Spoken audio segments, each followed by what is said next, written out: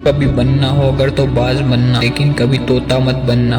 तोता बोलता तो बहुत है लेकिन ज्यादा ऊंचाई तक नहीं उड़ सकता। बाज बोलता बहुत कम है लेकिन सबसे ज्यादा ऊंचाई पर उड़ता है और बाकी पंछियों का राजा होता है एक बाज। आज मैं आपको 5 ऐसे पॉइंट बताऊंगा जो हर इंसान को बाज से सीखना चाहिए और लाइफ की बहुत बड़ी लर्निंग है इन 5 पॉइंट में। पहला लेसन, ईगल फ्लाई अलोन। बाज अकेला उड़ता है लेकिन बाकी पंछियों के मुकाबले सबसे ऊंचा उड़ता है। बाज अकेले उड़ेगा लेकिन कभी भी चिड़िया और छोटे पक्षियों के साथ नहीं उड़ेगा। बाज या तो हमेशा बाज के साथ उड़ता है या फिर अकेला उड़ता है और इससे हमें यह सीख मिलती है कि छोटी सोच वाले लोगों से हमेशा दूर रहो और अकेले रहो, क्योंकि यही वह समय है जब खुद को जानने का मौका मिलता है। दूसरा लेसन, बाज का विजन बहुत ज्यादा क्लियर होता है और बहुत ज्यादा स्ट्रॉन्ग होता है। बाज अपने शिकार को 5 किलोमीटर दूर से ही देख लेता है और एक बार उसको अगर अपना लक्ष्य दिख जाए तो फिर रास्ते में चाहे कितनी ही मुश्किलें कितनी ही परेशानी आई वह अपने लक्ष्य को हासिल करके ही दम लेता है। इससे भी एक बहुत बड़ी सीख मिलती है कि अपना विजन क्लियर रखो और उसको हासिल करने में चाहे कितनी ही मुश्किलें क्यों ना आए पीछे मत हटो बाज की तरह। तीसरा लेसन, बाज कभी भी मरे हुए जानवरों को नहीं खाता है, वह हमेशा जिंदा शिकार करता है और हमें इससे यह सीख मिलती है कि जो हमारा पास्ट है वो मर चुका है। उन मरे हुए सड़े हुए बातों पर ध्यान मत दो, जो आने वाला समय है उस पर फोकस करो।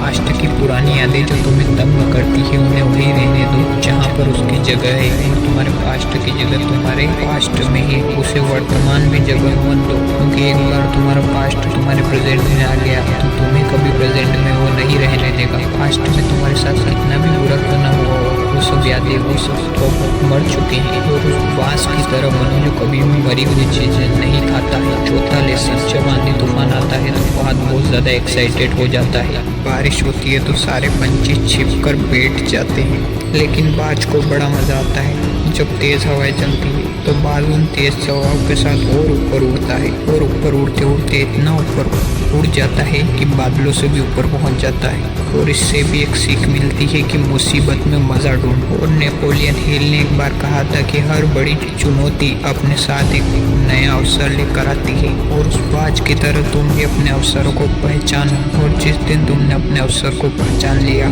तो सारी मुश्किलें तुम्हारे नीचे होगी और तुम उन मुश्किलों के ऊपर होगे।